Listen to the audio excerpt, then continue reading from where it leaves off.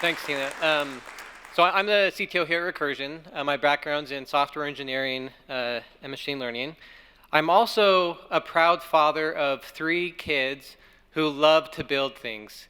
The kitchen table is always a mess full of cardboard boxes and other craft building materials, and their rooms, it's like a landmine of Lego bricks, quite painful.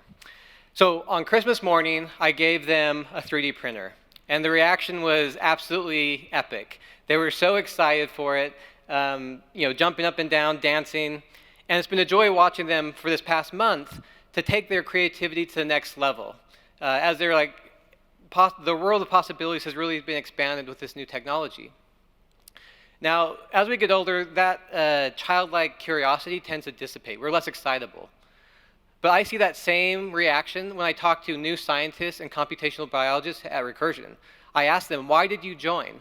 And it's always, they talk about things like this map, all these examples you've been seeing today. They get so excited about that. And I can say that that excitement is contagious beyond Recursion as well.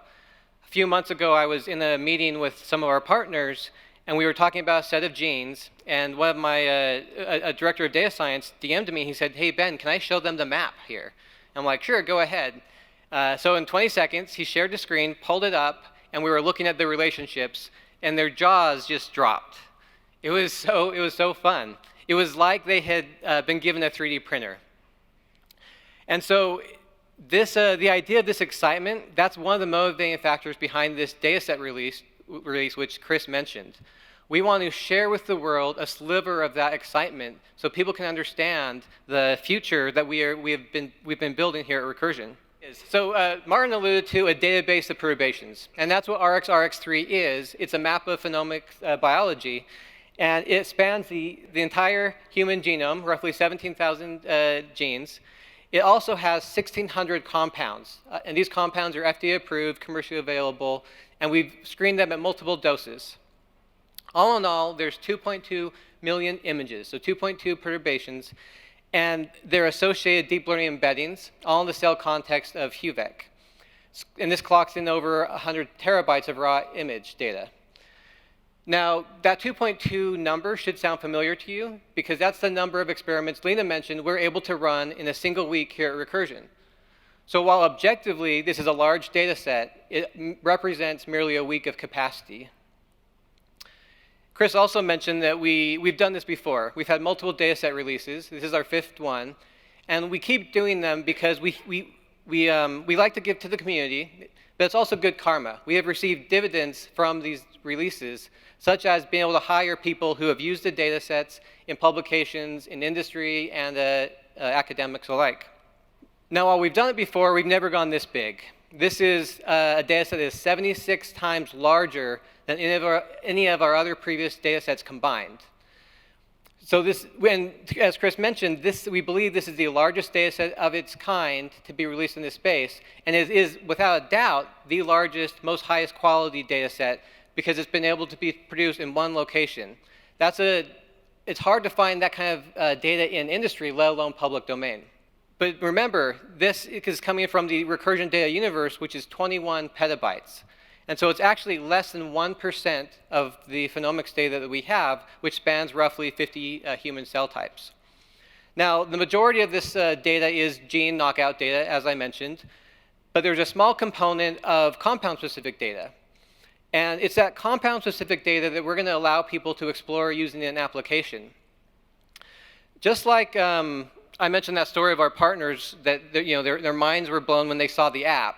There's something magical about seeing the data in use. Because it's one thing to know you have petabytes of data, but once you can navigate it quickly and efficiently, that's when the lights come on for many people.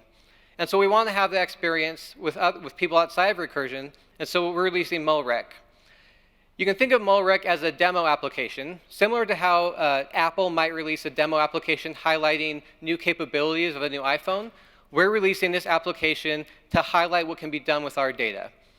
To be clear, it's not our flagship internal map application. You're going to be able to see that later today in demos.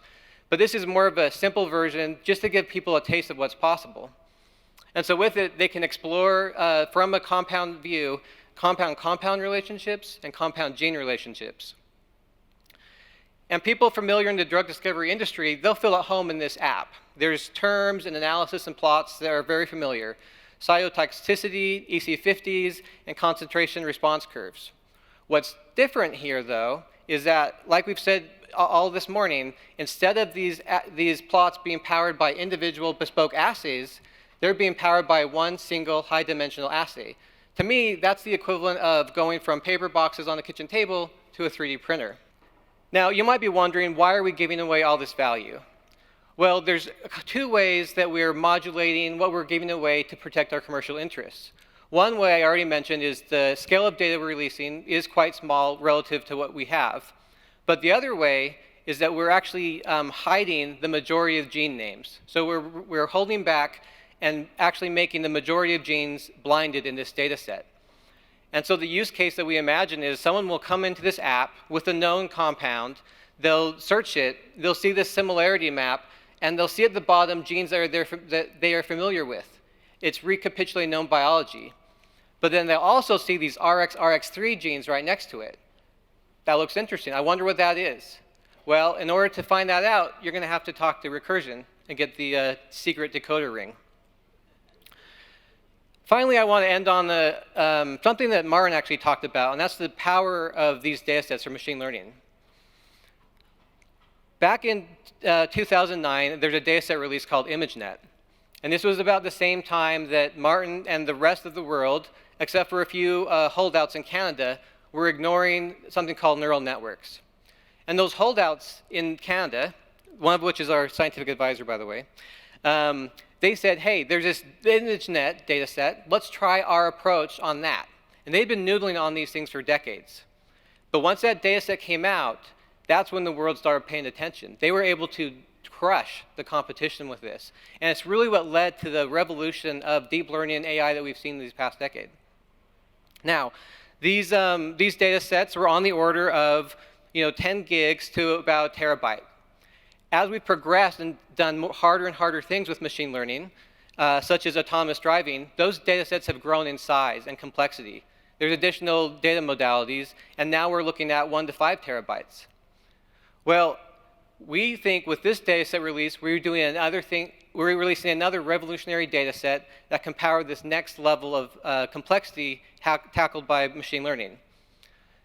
Again, our data set, we believe, is the largest of this kind, and it clocks in around 100 terabytes.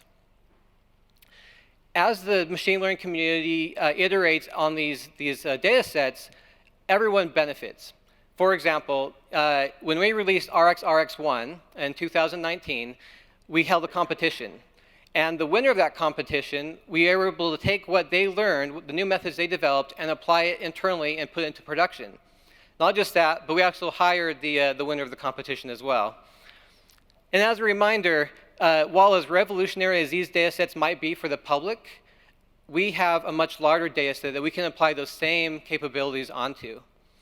And it's not just more data, but we have different types of data, different modalities. And so it's, and I would also I want to call back to the idea of active learning and using a data engine to not just produce a stacked data set, but to iterate on that. And we see that's what really sets apart the leaders in machine learning, is the ability to generate data at will. So as a recap, the goals of releasing this data set and application are to offer a glimpse and power into our internal data and tools, to pique the interest of potential partners, to provide the largest data set of its kind to enrich the field and foster a generation of next-generation computational biologists, and with that, discover new methods and bring in those along with the bright talent that created them. So with that, I would invite you to visit RxRx.ai to learn more. And we can now break to lunch and the tour. I'll have Ryan Kelly, our Chief Communications Officer, do the logistics.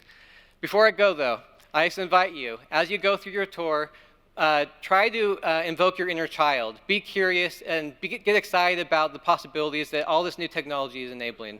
Thank you.